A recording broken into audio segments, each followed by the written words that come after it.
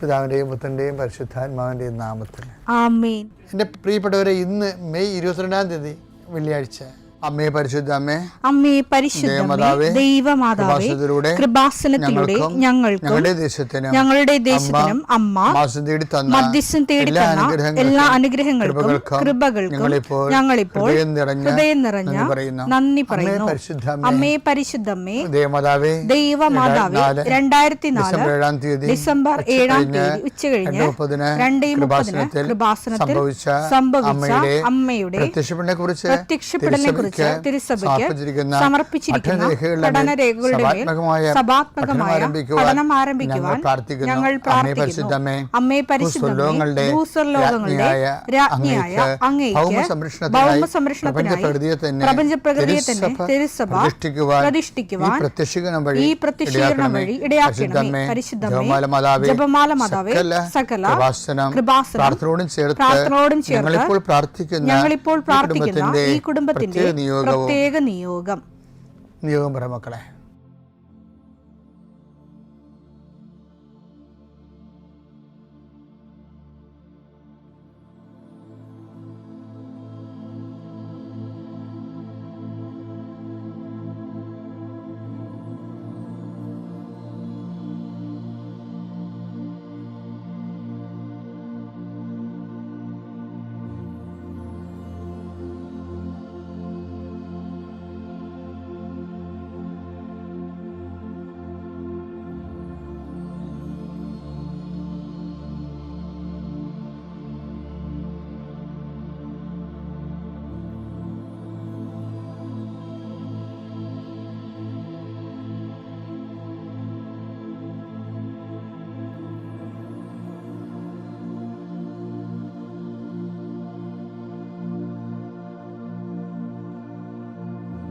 അമ്മയുടെ പ്രത്യക്ഷീകരണത്തിന്റെ ഈ അനുഗ്രഹവേളയിൽ ഞങ്ങൾക്ക് സാധിച്ചു തരുവാൻ കനിയണമേ. ആമേൻ. വിശ്വാസ പ്രമാണം. സർവശക്തനായ പിതാവും ആകാശത്തിന്റെയും ഭൂമിയുടെയും സൃഷ്ടാവുമായ ദൈവത്തിൽ ഞാൻ വിശ്വസിക്കുന്നു. അവിടുത്തെ ഏകപുത്രനും ഞങ്ങളുടെ കർത്താവുമായ ഈശോ മിശിഹായിലും ഞാൻ വിശ്വസിക്കുന്നു. ഈ പുത്രൻ പരിശുദ്ധാത്മാവിനാൽ ഗർഭസ്ഥനായി കന്യകാമറിയത്തിൽ നിന്ന് പിറന്ന് പൊന്തിയോസ് പീലാത്തോസിന്റെ കാലത്ത് പീഡകൾ സഹിച്ച് കുരിശിൽ തറയ്ക്കപ്പെട്ട് മരിച്ച് അടക്കപ്പെട്ട് പാതാളങ്ങളിൽ ഇറങ്ങി മരിച്ചവരുടെ ഇടയിൽ നിന്ന് 3-ാം നാൾ ഉയർത്ത് സ്വർഗത്തിലേക്ക് എഴുന്നള്ളി സർവശക്തിയുള്ള പിതാവായ ദൈവത്തിന്റെ വലതുഭാഗത്തിരിക്കുന്നു. അവിടെ നിന്ന് ജീവിക്കുന്നവരെയും മരിച്ചവരെയും വിധിക്കുവാൻ വരുമെന്നും ഞാൻ വിശ്വസിക്കുന്നു. പരിശുദ്ധാത്മാവിലും ഞാൻ വിശ്വസിക്കുന്നു. വിശുദ്ധ കത്തോലിക്കാ സഭയിലും പുണ്യവാന്മാരുടെ ഐക്യത്തിലും പാപങ്ങളുടെ മോചനത്തിലും ശരീരത്തിന്റെ ഉയർപ്പിലും നിത്യമായ ജീവിതത്തിലും ഞാൻ വിശ്വസിക്കുന്നു. ആമേൻ. സുഖസ്ഥനായ ഞങ്ങളുടെ പിതാവേ, അങ്ങയുടെ നാമം പൂജിതമാകണമേ. അങ്ങയുടെ രാജ്യം വരണമേ. അങ്ങയുടെ തിരുമനസ് സ്വർഗത്തിലെ പോലെ ഭൂമിയിലും ആകണമേ. അന്നു വേണ്ടുന്ന ആഹാരം ഇന്ന് ഞങ്ങൾക്ക് തരണമേ. ഞങ്ങളോട് തെറ്റ് ചെയ്യുന്നവരോട് ഞങ്ങൾ ക്ഷമിക്കുന്നത് പോലെ ഞങ്ങളുടെ തെറ്റുകൾ ഞങ്ങളോടും ക്ഷമിക്കണമേ. ഞങ്ങളെ പ്രലോഭനത്തിൽ ഉൾപ്പെടുത്തരുതേ, തിന്മയിൽ ഞങ്ങൾ രക്ഷിക്കണമേ. ആമേൻ. നന്മ നിറഞ്ഞ മറിയമേ, സ്വസ്തി. കർത്താവ് അങ്ങയുടെ കൂടെ സ്ത്രീകളിൽ അങ്ങ് അനുഗ്രഹിക്കപ്പെട്ടവളാകുന്നു. അങ്ങയുടെ ഉദരത്തിൻ ഫലമായി ഈശോ അനുഗ്രഹിക്കപ്പെട്ടവനാകുന്നു. പരിശുദ്ധ മറിയമേ, തമ്പുരാന്റെ അമ്മേ, പാപികളായ ഞങ്ങൾക്ക് വേണ്ടി ഇപ്പോഴും ഞങ്ങളുടെ മരണസമയത്തും തമ്പുരാനോട് അപേക്ഷിക്കണമേ. ആമേൻ. കർത്താവേ, നിന്റെ ഉന്നതമായ നാമത്തിന് സ്തോത്രം ചെയ്യുന്നു. കർത്താവേ, നിന്റെ വിശുദ്ധ പൗരോഹിത്യത്തെ മഹത്വപ്പെടുത്തണമേ. കർത്താവേ, പ്രാർത്ഥന എത്ര ലളിതമാണെങ്കിലും എളിയതാണെങ്കിലും ഇതുകൊണ്ട് എന്താണ് ഉദ്ദേശിക്കേണ്ടത്? കർത്താവേ, നീയാണ് ഉദ്ദേശിക്കേണ്ടത്. നാനാവിധ രോഗികളെ കർത്താവേ നിന്റെ വിശുദ്ധമായ രക്തം തളിക്കണമെന്ന് പ്രാർത്ഥിക്കുന്നു. ഡിപ്രഷൻ വന്നു പോയവർ, മനസ്സിടിഞ്ഞവർ, ഇപ്പോൾ കാണുന്നത് പോലെ നെഞ്ചിൻ്റെ ഉള്ളിൽ മുഴയുള്ളവരെ കർത്താവ് സ്പർശിക്കണമേ എന്ന് കണ്ണീരോടെ പ്രാർത്ഥിക്കുന്നു. ഉടലിൽ നിന്ന് വെള്ളം വന്നുകൊണ്ടിരിക്കുന്നവരെ കർത്താവ് സുഖപ്പെടുത്തുന്നുണ്ട്. കർത്താവ് അടിവയറ്റിലെ വേദനകളും മുഴുവൻ എല്ലാത്തരം അസ്വസ്ഥതകൾ, ഭാരങ്ങൾ, എന്തോ കെട്ടിയിരിക്കണ പോലെ തോന്നുന്ന അവസ്ഥകൾ കർത്താവിൻ്റെ നാമത്തിൽ സൗഖ്യമാകട്ടെ എന്ന് ഈശോനാമത്തിൽ പ്രാർത്ഥിക്കുന്നു.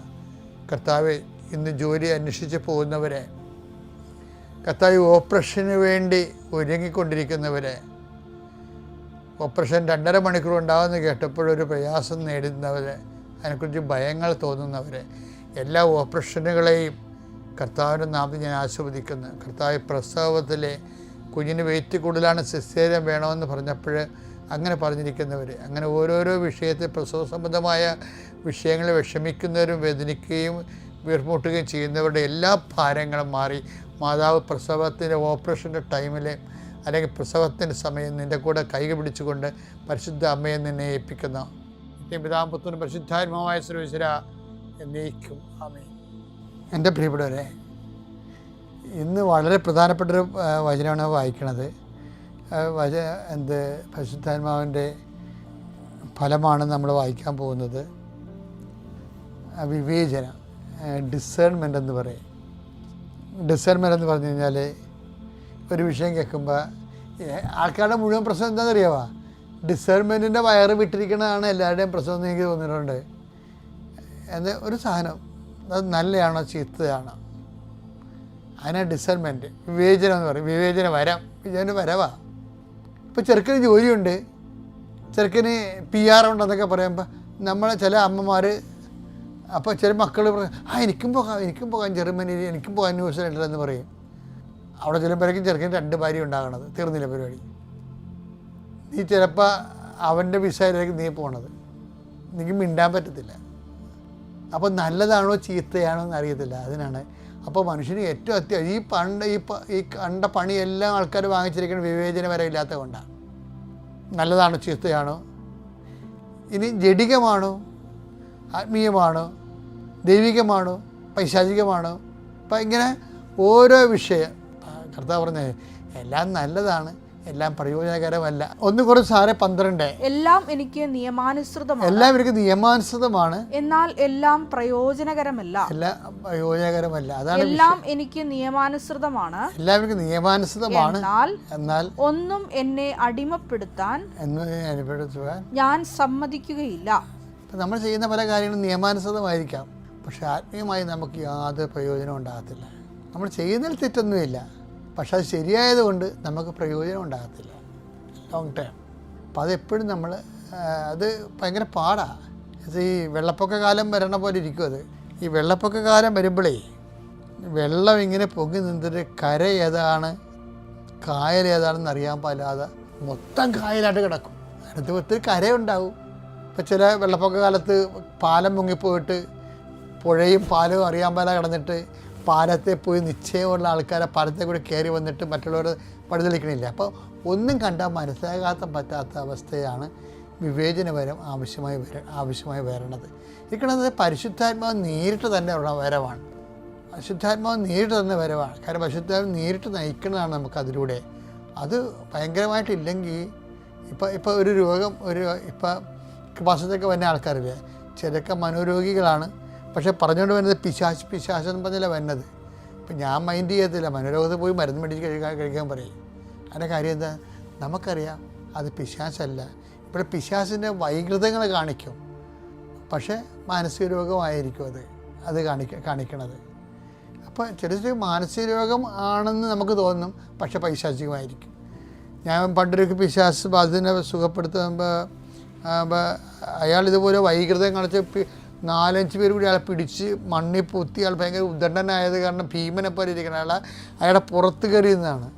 അപ്പോൾ ഞാൻ ചെന്നപ്പോൾ എനിക്ക് മനസ്സിലായത് മാനസികരോഗമല്ല, അത് പിശാചാണെന്ന് പറഞ്ഞപ്പോൾ ഞാൻ എന്ത് ചെയ്യുന്നറിയാം, Lord Jesus Christ pour out his spirit, the fire finger soak with the precious blood, Lord infuse his spirit, that with his power, devil's legions, Satan, Satan, may creation be dispelled and torn off in the name of Jesus. In the name of Jesus പറഞ്ഞതോടുകൂടി ഇവരങ്ങ് ചൊട്ടിപ്പോയി. അപ്പം കർത്താവ് അപ്പം ഞാൻ ശരിക്കും പറഞ്ഞാൽ അവരെല്ലാവരും മുട്ട നിൽക്കുകയായിരുന്നു. ആ സമയത്ത് ഒരു 2-3 പേരാണ് എൻ്റെ മുതുകത്ത് കയറിയിരുന്നത്, ബാക്കി കൂടെ വന്ന് എല്ലാവരും മുട്ട നിൽക്കുകയായിരുന്നു ഞാൻ വിശ്വാസപ്രമാണം ചൊല്ലിയിട്ട് പ്രാർത്ഥിക്കുമ്പോൾ. പക്ഷേ in the name of Jesus പറഞ്ഞപ്പോൾ ബലൂന് സൂചി കുത്തിയ പോലെ ഇവൻ ചൊട്ടിപ്പോയി. അപ്പോഴാണ് ഞാൻ മുട്ട ചെയ്യുന്നത്. എന്താ അറിയാമോ, നെയിം ഓഫ് ജീസസ് ഭയങ്കര സംഭവമാണ്. പക്ഷെ പട്ടം കിട്ടി ഒരു 2 കൊല്ലം കഴിഞ്ഞപ്പോൾ തന്നെ കർത്താവിൻ്റെ നാമത്തിൻ്റെ ശക്തിയെക്കുറിച്ച് എനിക്ക് നല്ല ബോധം ദൈവം തന്നത് ഈ ഒരു ഇൻസിഡൻറ്റ് എൻ്റെ ജീവിതത്തിൽ ഞാൻ എഴുതിയിട്ടുണ്ട്.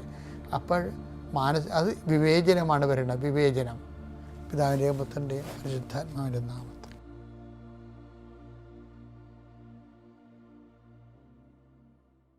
അത്യപൂർവ ദൈവാനുഭവങ്ങൾ ഇനി നിങ്ങൾക്കും സ്വന്തം.